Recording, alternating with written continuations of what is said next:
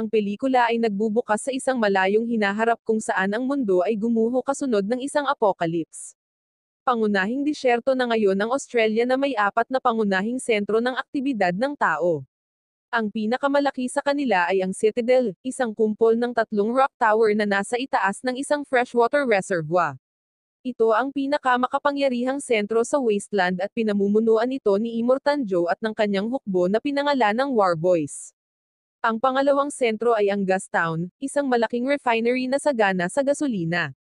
Ang ikatlong sentro ay ang Bullet Farm, isang inayos na pabrika ng armas na ginagamit para sa paggawa ng mga bala upang pasiglahin ang mga pagsisikap sa digmaan ng Citadel. Panghuli ay ang Green Place, isang matabang bahagi na nakatago sa Citadel at sa iba pang mga grupo na gumagala sa wasteland. Ang lihim na lugar na ito ay tinitirhan ng Buvelini, isang tribo ng mga kababaihan na nagpapalaki ng mga bata at nagpapanatili ng lihim ng lugar sa anumang halaga. Isang araw, isang batang babae na Buvelini na nagngangalang Furiosa ay namimitas ng mga prutas kasama ang kanyang kaibigang si Valkyrie sa labas ng Green Place. Noon lang, nakarinig sila ng ingay at sa kabila ng pagtutol ni Valkyrie, nag-imbestiga si Furiosa. Sa kasamaang palad, nahuli siya ng isang grupo ng Bike Horde, isang nomadak na pangkat ng militar ng mga mangdarambong na gumagamit ng mga motorsiklo na pinamumunuan ng isang warlord na nagngangalang Dementos. Nagmamadaling pumunta si Valkyrie sa nayon, ipinaalam sa mga matatanda ang kanyang nakita. Ang ina ni Furiosa, si Mary Jabusa, at ang general ng Buvelini ay agad na kumilos. Si Mary ay nakasakay sa isang kabayo habang ang general ay sumama sa kanya na may dalang rifle. Matapos matamaan ng isa sa mga kidnapper at makita ang iba na nagsisimula ng makatakas, bumaba ang general at binigay kay Mary ang kanyang rifle upang maipagpatuloy niya ang paghabol ng mas mabilis. Pagkalipas ng ilang kilometro, pinatay ni Mary ang 2 bikers at kinuha ang kanilang mga motorsiklo at mga suklay. Samantala, kinagat din ni Furiosa ang tubo na daanan ng gasolina ng motorsiklo ng kanyang kidnapper, na nagpapabagal sa pagtakbo nito. Dahil dito, nasundan sila ni Mary pabalik sa punong tanggapan ng kanilang boss, ang warlord na si Dementos. Sa kanilang pagdating, dinala ng isa sa mga tinyente si Furiosa kay Dementos at sinabi sa kanya na ang batang babae ay mula sa isang lugar ng kasaganaan. Pagkatapos ay inutusan ni Dementos ang kanyang mga tauhan na dalhin siya sa isa pang tolda at protektahan siya mula sa sinumang lalaki na maaaring lumapit sa kanya. Samantala, si Mary Jabusa, na nakatingin sa sitwasyon mula sa malayo, ay pumasok sa kampo na nagkukunwaring isa sa mga tauhan ni Dementos. Pinatay niya ang ilan sa kanila at pagkatapos ay naabot niya ang tolda kung saan nakakulong si Furiosa. Sa loob, natuklasan niya ang isang babaeng naglilinis sa kanyang anak ngunit mabilis na itinaas ng babae ang kanyang mga kamay at humingi ng awa. Pinili ni Mary na iligtas siya at umalis kasama si Furiosa, ngunit ito ay nagpapatunay na isang masamang desisyon. Ipinaalam agad ng babae kay Dementos ang nangyari. Kasunod nito, sinimulan ni Dementos ang isang misyon na hulihin si Mary at ang kanyang anak na babae habang ang isang sandstorm ay nagngangalit sa paligid ng kanyang punong tanggapan. Tinangka ni Mary na mawala siya at ang kanyang mga puwersa sa bagyo, ngunit sa lalong madaling panahon na pagtanto niya na makakahabol sila. Kaya, huminto siya at sinabihan si Furiosa na magpatuloy sa paglalakbay pabalik sa Green Place. Pagkatapos ay binibigyan niya ang kanyang anak na babae ng isang buto ng puno ng peach na sinasabi sa kanya na itanim ito at protektahan ang kanilang tahanan. Sa una, si Furiosa ay sumunod at tumakbo, ngunit ilang sandali lamang ay bumalik siya upang tulungan ang kanyang ina. Sa kasamaang palad, siya ay nahuli kasama ang kanyang ina. Sinabi ni Dementos sa kanyang mga tauhan na ilagay si Mary sa isang krus at pahirapan siya sa harap ng direksyon ng Green Place. Nang tumanggi siyang sumagot, inutusan ni Dementos ang isa sa kanyang mga tauhan na tapusin siya. Kasunod nito, ikinulong niya si Furiosa, na ginawa siyang bilanggo. Sa pagdaan ng mga taon, napilitan siyang masaksihan ang mga brutal na paraan kung saan pinarurusahan ni Dementos ang mga tumakas mula sa kanyang grupo. Sa isang ganoong pagkakataon, binibigyan niya ng teddy bear si Furiosa upang hawakan habang ginagawa niya na paghiwalayin ang katawan ng isang tao sa pamamagitan ng pagkakadenes sa kanyang mga paa at kamay. Sa loob ng puwersa ni Dementos, isang taong may kaalaman na nagngangalang historyman ang nag-aalok na magturo kay Furiosa ng kasaysayan at geopolitics ng wasteland, ngunit hindi siya nagpapakita ng anumang interes. Isang araw, nililibot ni Dementos at ng kanyang mga puwersa ang wasteland nang makatagpo sila ng Warboy, isang sundalo ng puwersa ni Immortan Joe mula sa Citadel. Sinabi sa kanya ni Dementos na naghahanap sila ng isang utopian na lugar na tinatawag na Place of Abundance at nagtatanong kung may alam ang Warboy tungkol dito. Sumagot ang nalilitong lalaki na ang kanyang tahanan, ang Citadel, ay may sagana na tubig at pagkain. Kaya naman, si Dementos at ang kanyang mga puwersa ay sumusunod sa kanyang mga direksyon patungo sa Citadel. Pagdating doon, si Dementos ay nagbibigay ng masiglang pananalita sa mga mahihirap, nagugutom, at karaniwang mga tao.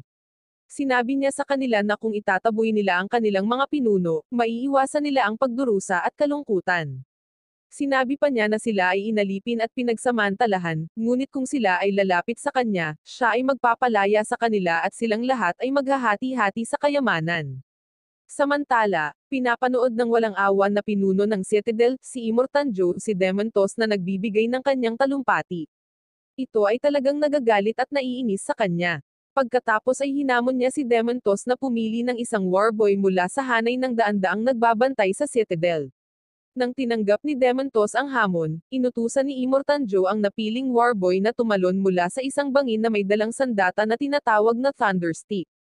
Makalipas ang ilang segundo, tumalon ang warboy mula sa bangin ng walang pag-aalinlangan at sumabog nang tumama siya sa lupa, na pinapatay ang ilan sa mga puwersa ni Dementos. Dahil dito, napagtanto ni Dementos na ang warboys ay na-brainwash ng husto dahil hindi sila nag-atubiling pasabugin ang kanilang sariling buhay para protektahan si Immortan Joe. Sa sandaling iyon, ang mga natitirang warboys ay umaatake sa puwersa ni Dementos na pinilit silang umatras. Dahil nabawasan na ngayon ang kanyang mga puwersa, si Dementos ay may bagong plano para makuha ang ikatlong kuta ng wasteland, na ang Gastown. Ilang araw pagkatapos nilang pumunta sa Citadel, sinalakay niya at ng kanyang mga puwersa ang isa sa mga convoy ni Immortan Joe na patungo sa Gastown. Nagtagumpay sila sa pakikipaglaban sa warboys at pagkuha sa isang truck na dapat maghatid ng gasolina pabalik sa Citadel. Pagkatapos ay ginamit nila ang sasakyan ng warboys papunta sa Gastown, na nagbalat kayo ang ilan sa mga tauhan niya bilang warboys at nagpapanggap na inaatake ang truck. Nagtagumpay sila sa pagkumbinsi sa mga pinuno ng Gastown na buksan ang mga tarangkahan. Pagdating sa loob, nagawa nilang makuha ang kontrol at panatilihing bukas ang mga gate na nagpapahintulot sa natitira sa mga puwersa na salakayin at lampasan ang Gastown. Pagkatapos ay nilagyan ni Dementos ng mga pampasabog ang buong bayan. Susunod, bumalik siya sa Citadel upang makipag-deal kay Immortan Joe. Ipinaliwanag ni Dementos na ang mga bomba na inilagay niya sa Gastown ay nilagyan ng kombinasyon na siya lang ang nakakaalam. Sinabi niya sa kanyang mga kaaway na kung hindi sila pumayag na gawin siyang pinuno ng Gastown, itatakda niya ang mga bomba at ganap na sisirain ang Gastown. Habang nagpapatuloy ang maigting na pag-uusap sa pagitan ng magkabilang panig, ang atensyon ni Immortan Joe ay napunta kay Furiosa. Napansin niya na siya ay isang ganap na malusog na babae, na napakabihirang mahanap sa wasteland. Nagtanong siya tungkol sa kanya, at sinabi ni Dementos na siya ay kanyang sariling anak na tinatawag siya bilang Little D. Sinasabi rin niya na siya ay ganap na pipi, ngunit sa sandaling ito, si Furiosa ay nagsalita sa unang pagkakataon mula noong siya ay nahuli, na nagsasabi na si Dementos ay hindi ang kanyang ama at siya talaga ang pumatay sa kanyang ina. Nang marinig ito, sumang-ayon si Immortan Joe sa deal ngunit kung ibibigay ni Dementos si Furiosa. Ang huli ay nag-aatubili na sumang-ayon, ngunit binawi niya ang teddy bear na ibinigay niya kay Furiosa. Kasunod ng palitan na ito, dinala ang batang babae sa silid ni Immortan Joe na may layuning palakihin siya upang maging isang malusog na babae. Kapag siya ay magiging dalaga na, siya ay mapipilitang maging isa sa kanyang mga asawa. Nang gabing iyon, sa kanyang kwarto, lihim na pinutol ni Furiosa ang kanyang mahaba at umaagos na buhok ngunit idinikit niya itong muli sa kanyang ulo gamit ang pansamantalang pandikit. Biglang dumating ang bunsong anak ni Immortan Joe na si Rictus Erectus at dinala siya sa sarili nitong silid. Habang sinusubukan niyang hawakan ang kanyang buhok, nakatakas si Furiosa at nagtago sa ilalim ng tulay. Sinubukan siyang hanapin ni Rictus ngunit nagkunwari siya na parang walang nangyari para hindi siya masisi sa pagkawala ni Furiosa. Sa pagdaan ng mga araw, si Furiosa ay nagbalat kayo at binago ang kanyang sarili, na nagpapanggap bilang isang batang lalaki at sumali bilang isa sa mga manggagawa sa mga tauhan ni Immortan Joe. Natagpuan niya ang kanyang sarili sa House of Holy Motors, isang workshop na nakatuon sa paggawa ng mga armored vehicle. Nagagawa niyang itago ang sarili sa pamamagitan ng pagiging pipi para walang sino man ang makakakilala sa kanya na siya ay isang babae. Ang layunin ng proyekto ay gumawa ng bagong war rig, isang truck na gagamitin sa pagkuha ng gasolina at mga bala para sa Citadel. Ang makapangyarihang sasakyang ito ay minamaneho ni Praetorian Jack na kilala sa pagkakaroon ng pinakamatagumpay na pagpapatakbo ng sasakyan sa pagitan ng Citadel at Gastown. Sa kasamaang palad, sa kanyang unang pagpapatakbo, ang war rig ay inaatake ng isang gang. Ang gang ay pinamumunuan ni Octobus, isa sa mga tauhan ni Dementos na umalis sa kanyang grupo at lumikha ng sarili niyang grupo. Sa panahon ng labanan, ginamit ni Furiosa ang mga sandata ng war rig sa mahusay na epekto, na tumutulong na mapuksa si Octobus at ang kanyang mga tripulante, ngunit bilang kapalit, lahat ng nakasakay sa war rig ay namatay maliban sa kanyang sarili at Praetorian Jack. Sa panahon ng labanang ito, ang kanyang pagbabalat kayo ay nalantad, at nakilala siya ni Jack bilang isang babae. Pagkatapos ay tinutukan niya si Jack ng baril at sinubukang kunin ang war rig mula sa kanya. Gayunpaman, madali niyang nadepensahan ang pag-atake ni Furiosa, at iniwan siyang nakatayong mag-isa sa kalsada ng wasteland. Tulad ng tila nawala ang lahat para kay Furiosa, si Praetorian Jack ay nagbago ang puso at bumalik sa kanya. Nawala na ang lahat ng kanyang tauhan at kailangan niyang magsimulang muli. Dahil ngayon lang niya nasaksihan si Furiosa na nakikipaglaban ng may napakahusay na paningin at pagpipigil sa sarili, gusto niya itong kunin. Bilang kapalit, ituturo niya sa kanya ang lahat ng kailangan niya para mabuhay at pagkatapos ay bibigyan siya ng sasakyan at mga armas para makauwi. Kasunod nito, nagpatuloy si Furiosa sa paglalakbay kasama si Praetorian Jack, at silang dalawa ay nagbakbakan sandali. Isang araw, pumunta sila sa Gastown para kumuha ng gasolina ngunit nakita nila ang lugar na puno ng kaguluhan. Halos wala na ang mga supply, at naging mahina ang pagkakahawak ni Dementos sa bayan. Ang dalawa ay agad na tumakas mula roon at bumalik kay Imortanjo upang iulat kung ano ang nangyayari. Pagkatapos ng maikling pag-uusap, pinapapunta sila ni Imortanjo sa Bullet Farm kung saan sila mag-load ng mga bala upang labanan si Dementos at ang kanyang mga tauhan. Gayunpaman, si Jack at Furiosa ay lihim na nagbalangkas ng kanilang sariling plano. Plano nilang kunin ang mga bala mula sa Bullet Farm, patayin ang lahat ng war boys na kasama nila, at tumakas dala ang war rig at mga armas, at hanapin ang Green Place. Ngunit pagdating sa Bullet Farm, natuklasan nila si Dementos at ang kanyang mga tauhan na hinahalugog ang bayan. Ginagamit ni Praetorian Jack ang war rig upang pilitin ang pagpasok sa gate habang si Furiosa ay pumwesto bilang isang sniper, umaasang mapapatay si Dementos mula sa malayo. Gayunpaman, madaling naiwasan ng warlord ang kanyang pagbaril. Sa sumunod na salungatan, nawala ang war rig, at ang dalawa ay napilitang tumakas sakay ng isang random na kotse. Sa kasamaang palad, si Dementos at ang kanyang mga tauhan ay walang humpay na hinahabol ang dalawa at naabutan sila. Tinangka ni Furiosa na barilin siya gamit ang isang shotgun na ibinigay sa kanya ni Jack, ngunit ang kanyang kaliwang braso ay natamaan sa pagitan ng kotse at isang truck. Pagkatapos ay bumangga si Dementos sa kanyang sasakyan, nawasak ito at nahuli silang dalawa. Pagkatapos ng insidenteng ito, ikinadina niya si Furiosa, katulad ng pagkakadene niya sa kanyang ina.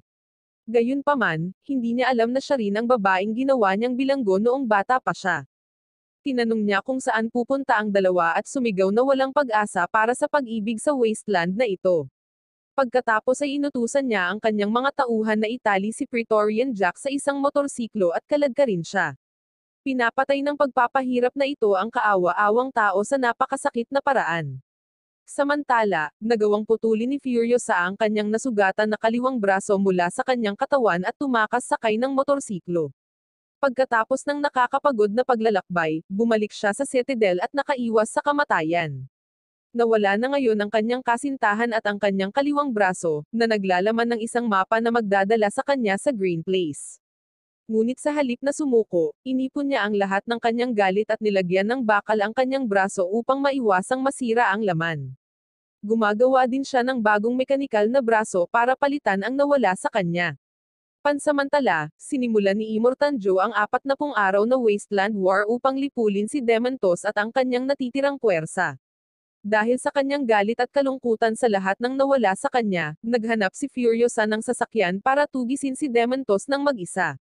Mula sa scrap ng wasteland, siya at ang isang grupo ng mga tauhan ni Immortanjo ay nagsama ng isang pansamantalang sasakyan. Habang bumababa siya, binigyan siya ng isa sa mga lalaki ng palayaw, the Darkest of Angels. Sa kabilang banda, si Dementos ay dumanas ng malaking pagkatalo sa digmaan. Siya at ang natitira sa kanyang puwersa ay nagtangkang tumakas sa wasteland bago dumating si Immortanjo. Sa kasamaang palad para sa kanya, naabutan ni Furiosa ang kanyang mga tauhan, na ngayon ay nasa 3 taon na lamang. Pinapatay niya ang lahat at pagkatapos ay tinugis si Dementos sa gitna ng disyerto. Kinuha ni Furiosa ang mga kagamitan ni Dementos kabilang ang tubig, mga bala, at maging ang isa sa mga gulong ng kanyang motor habang siya ay natutulog. Kinaumagahan, hinarap niya siya at tinanong kung naaalala niya siya, ngunit wala siyang ideya kung sino siya at kinikilala lamang siya bilang ang babaeng pinahirapan niya bago namatay si Praetorian Jack. Sinabi sa kanya ni Dementos na walang sinuman sa wasteland ang dapat magkaroon ng pag-asa. Sa halip, dapat silang magkaroon ng puot bilang isa sa mga dakilang puwersa ng kalikasan. Habang siya ay ginulo ng kanyang mga salita, siya ay gumagawa ng hakbang upang subukang makatakas sa pamamagitan ng pagkuha ng kutsilyo sa kanyang sapatos, ngunit nang makuha na niya ito, lumalabas na hindi ito kutsilyo. Sinubukan ni Dementos na magsalita sa kanyang paraan, na nagsasabi na siya ay kumikilos lamang ayon sa likas na ugali, ngunit nais ni Furiosa na marinig siya na sumisigaw sa dalamhati tulad ng ginawa niya sa kanyang ina noong pinahirapan siya ni Dementos. Malinaw na wala pa ring ideya ang warlord na siya rin ang babaeng kinidnap niya sa nakalipas na mga taon.